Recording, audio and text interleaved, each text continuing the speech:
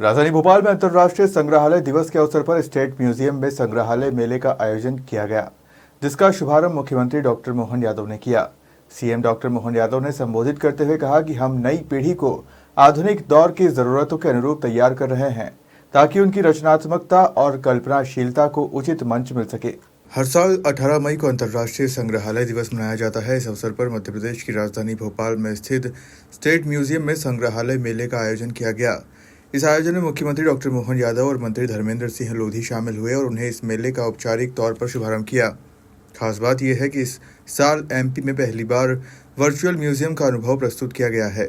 इस तकनीक की खास बात यह है कि यह बिना किसी गाइड या शारीरिक मूवमेंट के विजिटर को पूरे संग्रहालय की गहराई तक ले जा सकेगा। इस डिजिटल तकनीक के माध्यम से लोगों को संग्रहालय की एक इंटरेक्टिव और इमर्सिव सैर कराई जा सकेगी। अंतर्राष्ट्रीय संग्रहालय दिवस के अवसर पर आयोजित मेले में भारत की सौर परंपरा पर आधारित दुर्लभ फोटोग्राफी एग्जीबिशन भी लगाई गई है। इसमें सूर्य मंदिरों और उनसे जुड़ी कलात्मक मूर्तियों की झलक देखने को मिलेगी।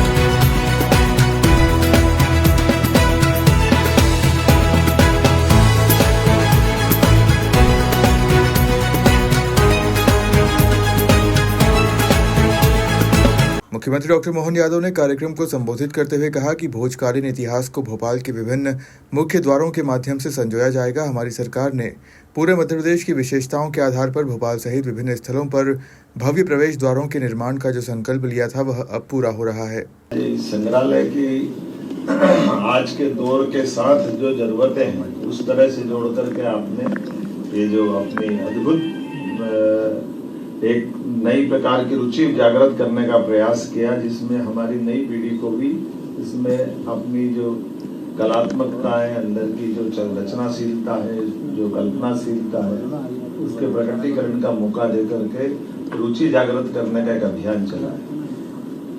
हम सब देख रहे हैं कि यशस्वी प्रधानमंत्री के नेतृत्व में भारत बदलते दौर से निकल रहा है।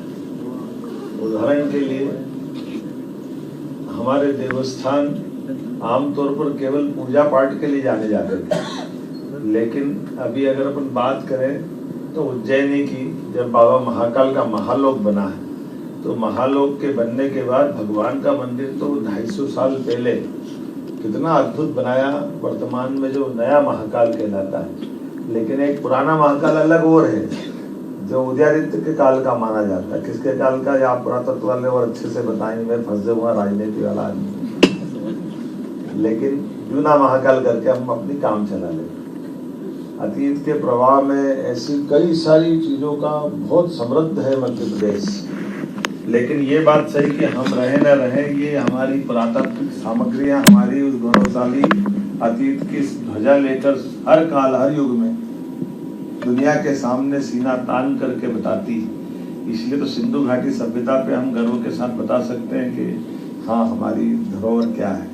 और अब सिंधु घाटी नहीं, अब आप में से कई सारे उसके भी खंडन करने वाले मिल जाएंगे। धनवाड़ा से लगा करके दुनिया में जिस प्रकार की हमारी पुरातत्व की ये अद्भुत देन है। आज हमने अपने भोपाल की राजधानी के सभी द्वारों के लिए योजना बनाई थी कि हमारा अतीत का गौरवशाली पृष्ठ मध्य प्रदेश का बहुत मजबूत है। पूरे प्रदेश की विशेषताओं के आधार पर, राजधानी तो पूरे प्रदेश की है, इसलिए प्रदेश के ऐसे सभी गौरवशाली अतीत को जिंदा रखते हुए एक एक द्वार उनके नाम पे रखने का हमने संकल्प लिया। और द्वार में केवल द्वार उनके नाम पे नहीं, उनके उस काल की गौरवशाली पृष्ठ को पत्थर में शिल्प के माध्यम से अंकित कराया जाए, तो हमारे लिए वो गौरवशाली पृष्ठ आएगा। इसका प्रयोग हमने उज्जैन में किया था, महामृत्युंजय द्वार बनाकर, जो ओंकारेश्वर और महाकालेश्वर के बीचों बीच बना हुआ है। उसमें वो सारे चिन्ह उज्जैन के जब इल्तुतमिश ने आक्रमण किया 1233 से 36 जो भी अपन बताते हैं, तो उज्जैन को नष्ट भ्रष्ट कर दिया। चलो कोई बात नहीं, समय खराब था तो चला गया। बाद में अच्छा समय आया तो हमारे महाकाल मंदिर सहित सारे मंदिर बने। लेकिन स्थापत्य की दृष्टि से हमने वो द्वार बनाया। उस द्वार के अंदर 5100 साल पुराना इतिहास का पूरा पृष्ठ अंकित करने का प्रयास किया। द्वार की जो हाइट है वो 51 फीट ली, अर्थात 5100 साल भगवान कृष्ण का काल, उसके लिए 1 फुट का एक हाइट, एक तरह से 51 फीट की हाइट ली। 2 शिखर बनाए दोनों ज्योतिर्लिंग के बीच में, ये एक तरह से ओंकारेश्वर और महाकालेश्वर के बीच, वो दोनों ज्योतिर्लिंग के बीच है।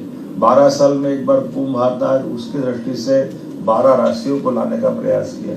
हमने अपने विक्रमादित्य की 32 पुतलियां, 2200 साल पहले अशोक उज्जैन में गवर्नर थे, उनका अशोक चिन्ह, भगवान कृष्ण की प्रतिमा है, वो उज्जैन में विद्यार्थी करके आए, उसकी पूजा पाठ नहीं होती लेकिन प्रतिमा खड़ी बनाई गई। एक एक चिन्ह जो उज्जैन के इतिहास से जुड़ा हुआ था, उस पत्थरों के दरवाजों से अंकित करने का प्रयास किया कि हम केवल किताब में नहीं, पत्थरों की प्रतिमाओं के माध्यम से भी इतिहास बता सकते हैं। मैं उम्मीद करूंगा कि जब भोपाल में द्वार बनने की शुरुआत कर रहे हैं तो भोजकालीन इतिहास की चीजें और कई सारी चीजें, अलग अलग द्वार के नाम आपको बता देंगे, कुछ कुछ चिन्ह आपके माध्यम से बताएंगे, तो ये द्वार में हम अंकित कराने का प्रयास करेंगे ताकि मध्य प्रदेश का समृद्ध इतिहास पत्थरों के अंकन के माध्यम से भी संभाल के भी हम लोगों को बता सकते हैं और अपने सामने वो एक तरह से सदैव प्रेरणा देगा।